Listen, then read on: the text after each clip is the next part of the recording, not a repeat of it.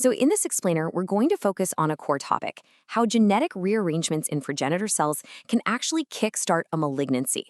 We'll be dissecting the primary mechanisms you need to know.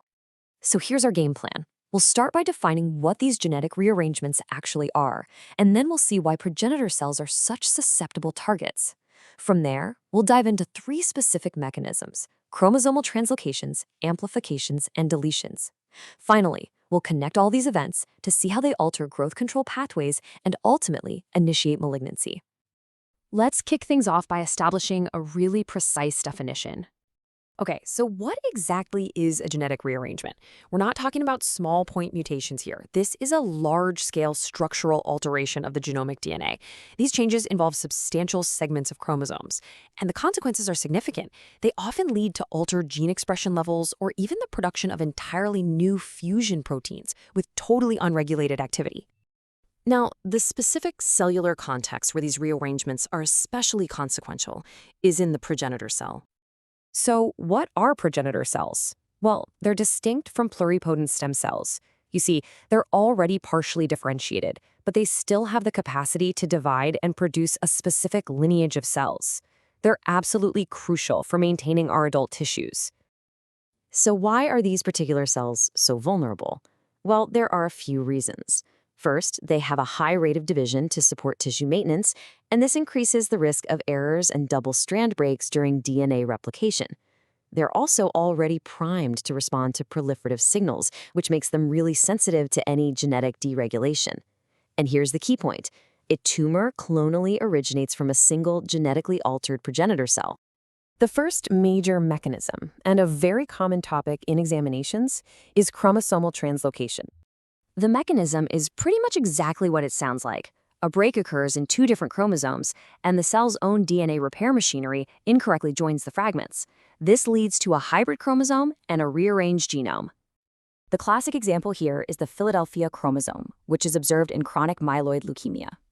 A reciprocal translocation happens between chromosome 9, which carries the ablale gene, and chromosome 22, carrying the BCR gene. This swap results in a shortened chromosome 22. That's the Philadelphia chromosome. And it now contains a brand new BCR ablale fusion gene. Now, the functional outcome here is the crucial part.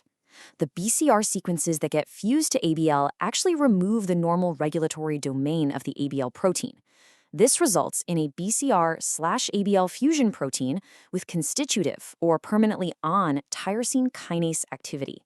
And what that does is drive continuous, unregulated proliferative signaling inside the cell. Now, a translocation can have a different consequence, too. Look at Burkitt's lymphoma. In this case, the c-MYC gene isn't altered itself, but it gets moved from chromosome 8 to a new location on chromosome 14.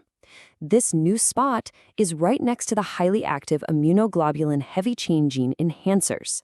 This new regulatory environment causes a massive overexpression of the normal c-MYC protein, which dysregulates cell cycle progression. Okay, let's turn to 2 other key rearrangement mechanisms: gene amplification and deletion. Gene amplification is essentially an increase in the dosage of a specific gene. So instead of the normal 2 copies, a cell might end up with tens or even hundreds of copies.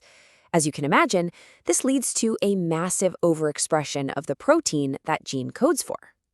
Here are 3 critical examples for your exam. N-MYC amplification is a key prognostic marker in neuroblastoma. ERB2 amplification leads to the overexpression of a growth factor receptor, driving proliferation in certain breast and ovarian cancers. And c-MYC, which we just saw in translocation, can also be amplified in other cancers.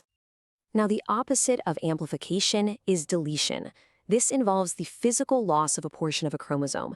This leads to the complete absence of any genes within that segment, which means you get a complete loss of their function.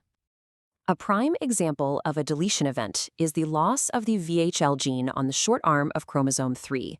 The VHL protein plays a role in cellular regulation, so losing this gene disrupts that control and is strongly associated with the development of renal cell carcinoma. We're now going to synthesize all this information to understand how these rearrangements directly sabotage the cell's growth control pathways. This summary table is absolutely critical. Notice the two distinct outcomes of translocation. You can create a novel fusion protein with unregulated activity, like BCR-ABL, or you can cause overexpression of a normal protein by putting it under a powerful new promoter, as with IGH/CMYC. Amplification, like in the N-MYC case, also leads to overexpression. And finally, deletion, as with VHL, results in a loss of function. Each one of these molecular events directly leads to a cellular outcome that favors uncontrolled proliferation. Finally, let's connect these molecular events to the actual initiation of malignant growth. So, the initiating event in malignancy is a genetic rearrangement occurring in a single susceptible progenitor cell. This alteration gives that one cell a selective advantage, allowing it to begin the process of abnormal proliferation. Remember, tumor initiation is only the first step. That initial rearrangement starts a process of clonal selection.